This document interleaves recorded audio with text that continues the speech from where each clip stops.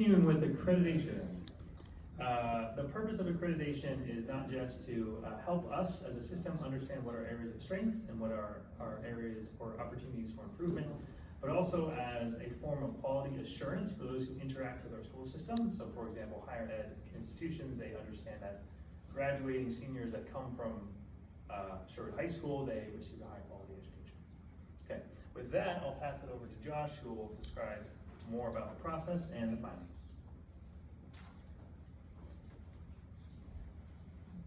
Thank you, Patrick. Thank you all for the chance to share some thoughts tonight on our accreditation process over the last year. I had the privilege of getting to be the administrator at the high school that was kind of the point person, so I worked with Cognia on putting together the portfolio that we send off, but this really is a giant team effort. This is our entire leadership team, our admin team, stakeholder groups, students, parents, staff members, everybody really came together to showcase the amazing work that happens at Sherwood. And it was a privilege to get to work on this team over the last year. So it's about a year-long process to go through a full accreditation, which we go on a 6-year cycle.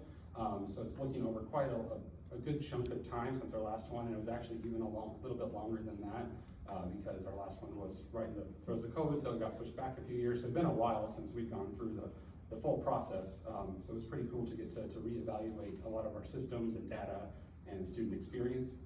So really, it's the process itself starts with gathering firsthand information to really evaluate our performance. So that looks like a couple different things.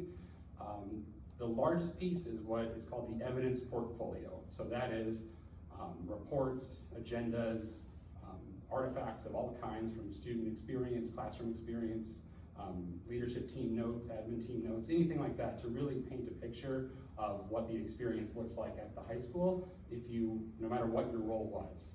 Whatever stakeholder you are, we have to demonstrate what that looks like at the high school.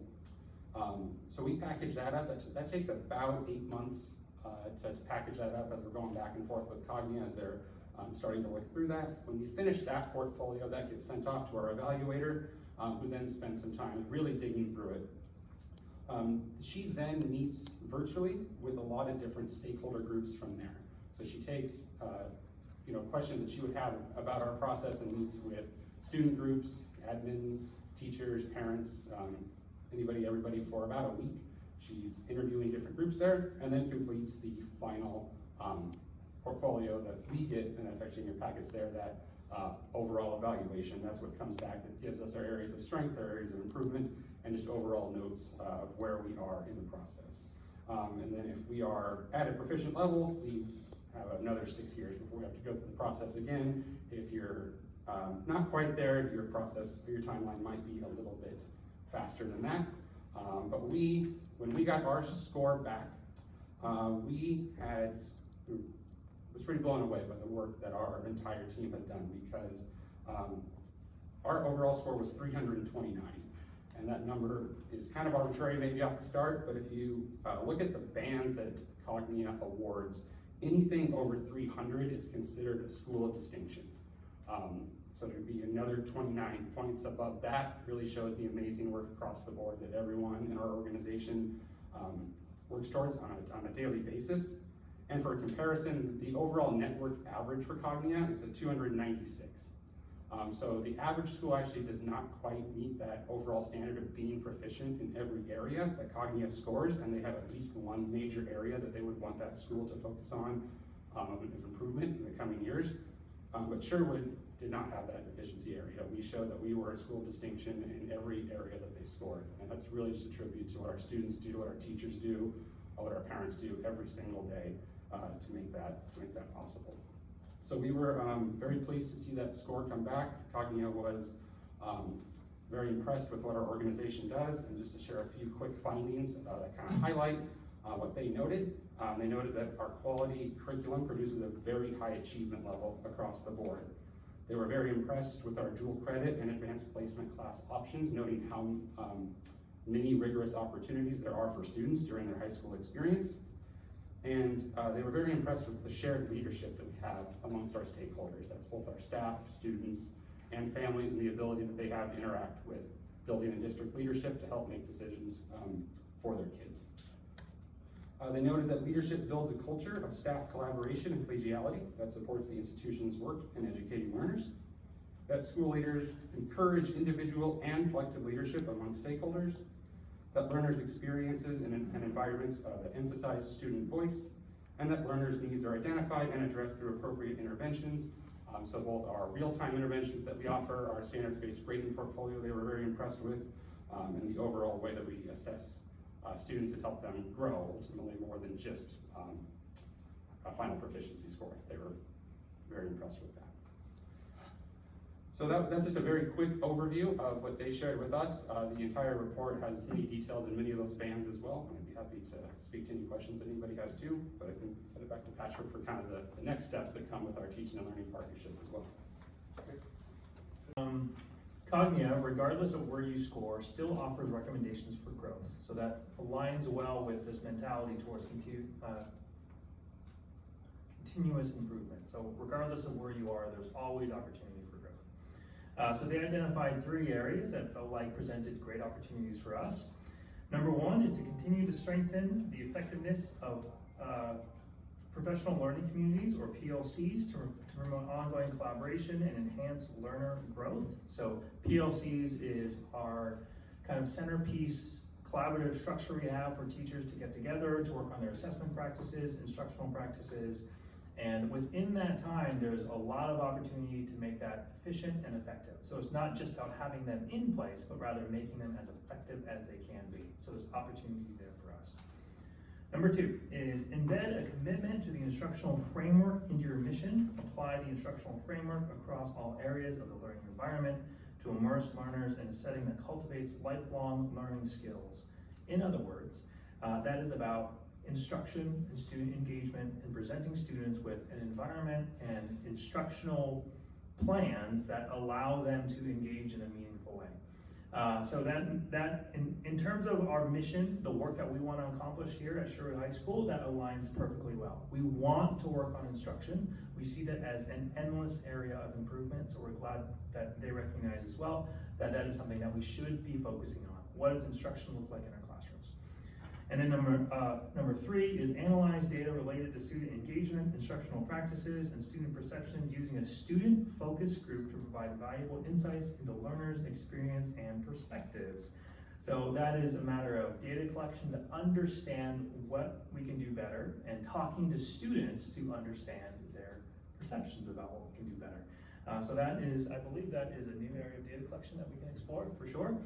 So that is a great recommendation from Cognia. Okay, any questions?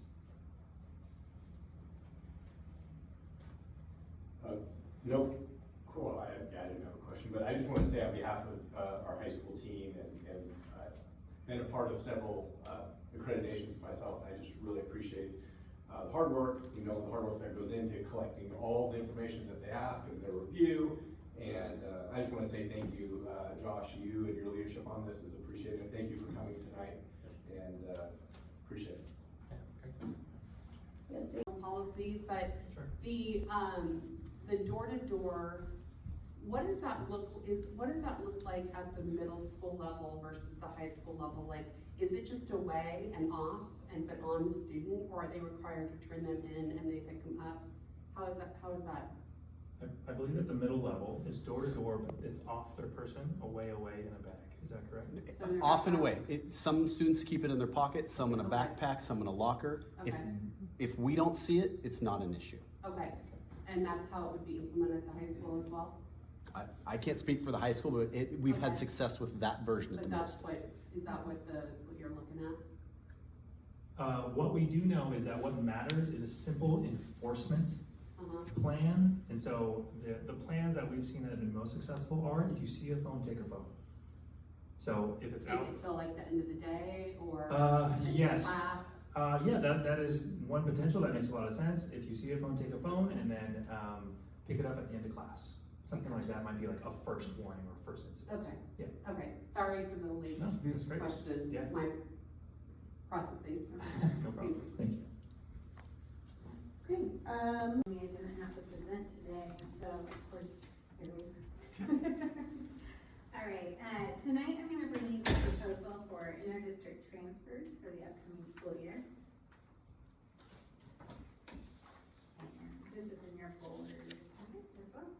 Okay, so every year, the board of directors must choose how to open slots to students transferring in and out of the district. This process is governed by House Bill 2747, and it was passed in 2013. House Bill 2747 outlines an open, non-discriminatory process which prohibits consideration of certain factors in determining who may transfer, including things like race, religion, disability, IEP status, and there are some stipulations in place for remaining on a transfer in Sherwood School District, and we've defined those around attendance and behavior.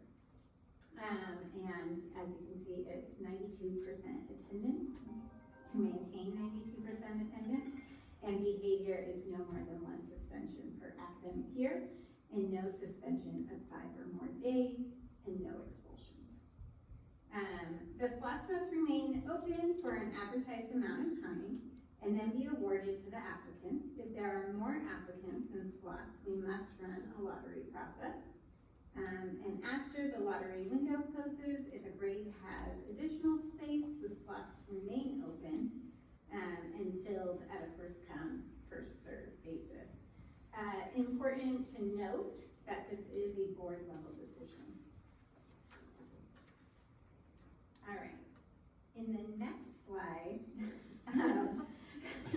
we have, right, in the next slide, we have our building capacities and utilizations, and there's a chart there that kind of shows you what that looks like. So as a reminder, these are the capacity limits for our schools by level and the current registrations. And these are projections from Davis Demographics, which we generally use each year to make this decision.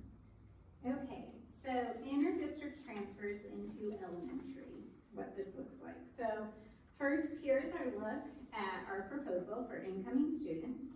We'd like to open 80 elementary slots for incoming transfers. This would include 30 kindergarten and 10 slots. You're missing a page. Okay, so just elementary. Okay, 30 kindergarten in elementary, and then 10 per grade in grades 1 through 5. And then students will be assigned a school based on capacity at that school building. And then siblings will be kept together. So that's elementary proposal. And so when I'm looking at the projections for 2033, obviously that's more important at the elementary level, because if they're starting kindergarten here, or whatever, they've got the 10-year, right? So how did you come up with that number? Because with the amount of development that's going on, I mean, just in the existing builds alone, you've got 1,800. So you projected only roughly 120 more with the massive amount of development that's going on in Sherwood in elementary enrollment? So Davis Demographics did this projection for us, and I'm gonna let Gary speak to this question, because he went through the report. Yeah, I just don't wanna That's a great overextend, question. you know? Absolutely. Davis Demographics did not include in this any of the Sherwood West area. That's why, so if you look at our enrollment trend, it actually goes up and comes back down, because they only look at things that are highly likely to be developed in the next 5 years. And so as of the time this report was issued, it wasn't even in the urban growth boundary yet. Right. Sorry, right.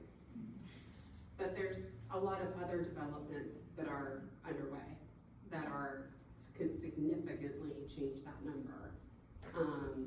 There's projects that are underway that were not Sherwood West, but that were brought in as part of the expansion. So I guess I just feel concerned a little bit about that low of a number for a 2033 projection. I'm not going to belabor the point, but I think that it would be worth looking at, maybe with the city at permits, what exists out there, and because there's a lot of them, and especially in this area, and how that's truly I'm sure they